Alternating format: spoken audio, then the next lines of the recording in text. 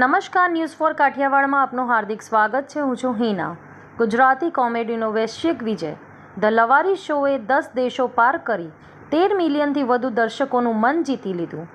2011માં શોખિયાત તરીકે શરૂ થયેલી એક યાત્રા આજે એક વૈશ્વિક સાંસ્કૃતિક આંદોલનમાં પરિવર્તિત થઈ ચૂકી છે.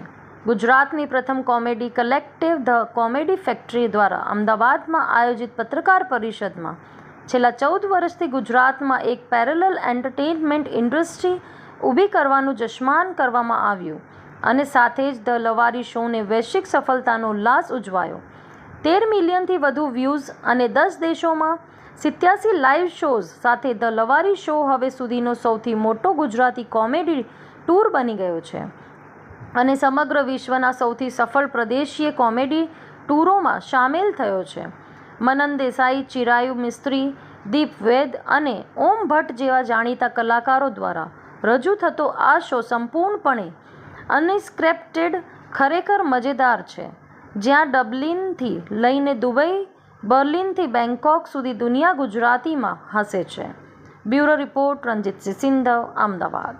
મનન દેસાઈ અને હું ધ લવારી શો નો એક કોમેડિયન છું, એક કલાકાર છું અને અમારો આ ધ લવારી શો છેલ્લા આ વર્ષની અંદર 2025ના અંદર અમે ઘણા બધા પ્રોગ્રામ કર્યા, જેમાં 10 અલગ અલગ દેશોમાં અમે પરફોર્મ કર્યું છે. આ એક સૌથી મોટી નોન ગરબા ઇવેન્ટ છે કે જેમાં ગુજરાતી મનોરંજનને આટલો બધો પ્રેમ, સહકાર અને લાગણી મળેલી છે અને ગુજરાતી મનોરંજનનું ભવિષ્ય ઘણું સારું છે એવું દ્રઢપણે હું માનું છું. અમે USA, Canada, Australia, New Zealand, Netherlands, France અને બીજી ઘણા બધા અદ્ભુત દેશોમાં ગુજરાતીઓને હસાવ્યા છે, ખળખળાટ હસાવ્યા છે, ખુરશી પરથી પડી જાય એટલા બધા હસાવ્યા છે અને તે બદલ દરેક ગુજરાતીનો અમે આભાર માનીએ છીએ. ખાસ કરીને મનોજભાઈ, બહાર જે વિદેશમાં શો કરી રહ્યા છો ત્યાં કને કેવો અનુભવ રહે છે ને ગુજરાતીઓ પ્રત્યેની જે આખી જે તમારી જે ટીમ જ્યારે ત્યાં જાય છે ત્યારે કેવો અનુભવ રહ્યો છે?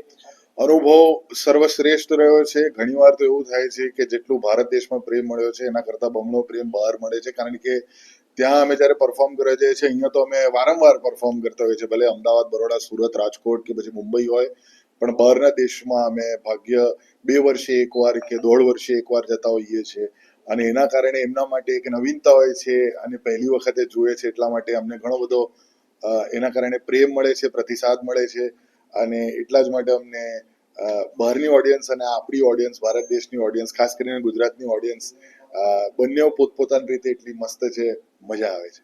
સ્ક્રિપ્ટ વાંચીને રોલ કરવો અને એક્ટિંગ કરવી અને કોમેડી કરવી, કેટલો તફાવત જોવા મળે અને કઈ રીતનું તમારી એ ચેલેન્જ હોય છે? બહુ મોટો તફાવત છે બંને વચ્ચે.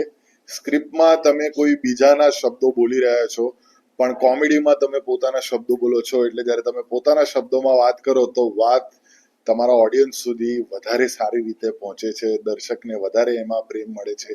પણ કોઈ બીજાની સ્ક્રિપ્ટ લખેલી હોય, ભલે એ માનીએ કે ના માનીએ, એમાં દીપ અને ઓમ વધારે કહી શકશે, કારણ કે એ લોકો મંજાયેલા કલાકારો છે, એક્ટર્સ છે, એટલે એ લોકોને આના વિશે વધારે જાણ રહેશે, પણ પોતાના શબ્દો બોલવાની મજા અલગ જ છે.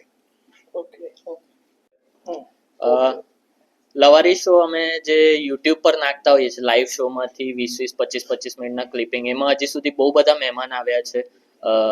મનોજ જોશી સાહેબ આવ્યા છે, અપરા મહેતા મેમ આવ્યા છે, દર્શન જરીવાલા, બહુ બધા સેલિબ્રિટી અને લાઈક ફેમસ લોકો આવ્યા છે અને હજી સુધી અમે 55 એપિસોડ કાઢ્યા છે યુટ્યુબ પર, જેના ટોટલ ફેસબુક, યુટ્યુબ, ઇન્સ્ટાગ્રામ મળીને 130 મિલિયનથી પણ વધારે વ્યૂઝ થયા છે, એટલે સારું ચાલે કહેવાય. કેવો અનુભવ રહે છે આજે જ્યારે તમે કરતા હો છો, લાઈવ કોમેડી ચાલતી હોય છે એક સાથે સંલગ્ન બનીને, ત્યારે જે આખું જે સ્ક્રિપ્ટ ને જે તમારું જે લાઈવ પરફોર્મન્સ સાથે કેવો અનુભવ રહેતો હોય? જોડે કરવાની એક બહુ મજા આવે, કારણ કે આ જે મારી બાજુમાં બેઠો છે એને ક્યારે પણ કંઈક નવું કરી દે, અને એમાં છે ને હું જ્યારે સ્ટેજ પર મને હસવું આવી જાય છે ને તો અમુક વાર મારા મોઢાથી થૂક નીકળી જાય છે, સાચે, અને તઈ જ પડે, તો એ જોઈને મને પોતાનું વધારે હસવું આવે. એટલે એ બધું નવું થયા કરતું હોય કે ઓડિયન્સને તો મજા આવે, પણ અમને અંદર કરવાની પણ બહુ મજા આવતી હોય છે. ઘણી વાર સમયની સાથે ચાલતા, જો દાખલા તરીકે સ્ક્રિપ્ટ વિચારી લો કે અહીંયા કોમેડી કરવી છે અને ત્યાં સમય જતા કંઈક નવું કરવાનું બનતું હતું, એવા સમયમાં તમારો કેવો અનુભવ રહેતો હોય? એ ઘણી વખત ઓન ધ સ્પોટ અમુક મગજમાં આવી જાય કે કોઈ ઓડિયન્સ મેમ્બર કંઈ બોલ્યું કે પછી એ દિવસે કંઈક એવી ઘટના થઈ જેના લીધે આવી ગયું, ને પછી એ અગર ચાલી જાય 3-4 દિવસ હજી, તો હું એ ઉઠાઈને સીધું સ્ક્રિપ્ટમાં જ નાખી દઉં છું. એવી કોઈ ઘટના બનેલી ખરી? હા, આખી જિંદગી એ જ થાય છે. ઓકે.